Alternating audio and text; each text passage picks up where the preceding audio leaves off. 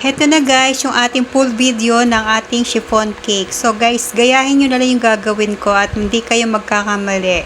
So yan lang, gayahin nyo lang. Kung nagustuhan nyo yung video na to, paki-like and share. Huwag nyo kalimutan pindutin yung like and mag-comments na rin kayo. So, panuorin nyo ng buo para hindi kayo magkamali kung gagawa kayo ng soft and fluffy chiffon cake.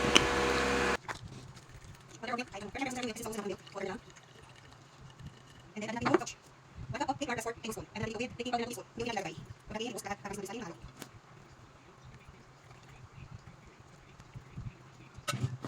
Bilisan yung mabuti hanggang sa maging sukay yung butter. Para yung mixture. So, ayan guys, nahalo natin mabuti. And then, gawin naman natin yung ating merengue. Ating mirang. So, set aside muna natin to. Gawan tayo ng mirang. Pag natin na, pag natin natin yung half cup of sugar bread. And, cream of tartar, kung cream of tartar, pwede naman na lemon juice. So, 1 teaspoon. Pwede natin natin ang lemon juice.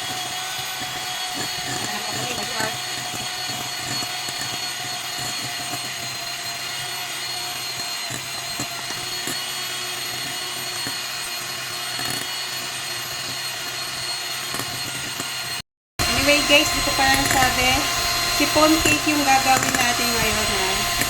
Chiffon cake. So, hintayin lang natin maging stiff tong ating mirang.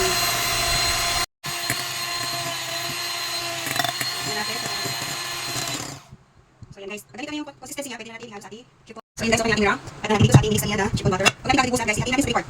Tsaka natin siya cut and fold mix.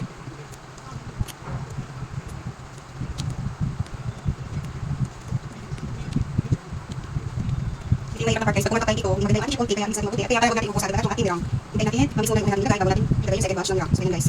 Then, cut and fold, cut and fold. So, yan. Anyway, hindi talaga ako baker guys. Hindi talaga ako magdadito. Nanonood lang ako sa YouTube, at kaya ako nagluto. At ibig kasi, talagang mabilis na lang pagka tayo mag-review, matututo ka agad. So, yan guys. Wala akong proper training na pag-bake. Sa katulad ko lang, nagluto ko. So, ganito yung gagawin natin, cut and fold, sa mix.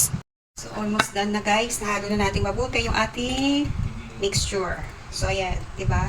Halong-halo na siya doon sa ating butter, and yung mirang is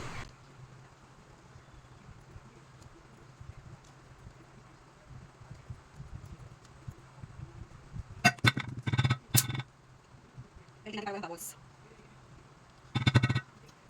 Tabi natin.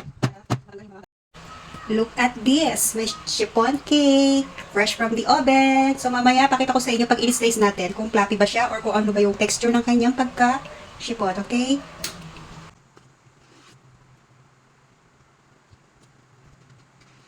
Let's see how fluffy it is. Wow, look at this guys. Super lambot. Di ba? Ang ganda ng aking chiffon cake. Super soft. I'm happy. So, alam ko siya naman yung frosting. Yan. So, kaya ko sa inyo kung gaano fluffy.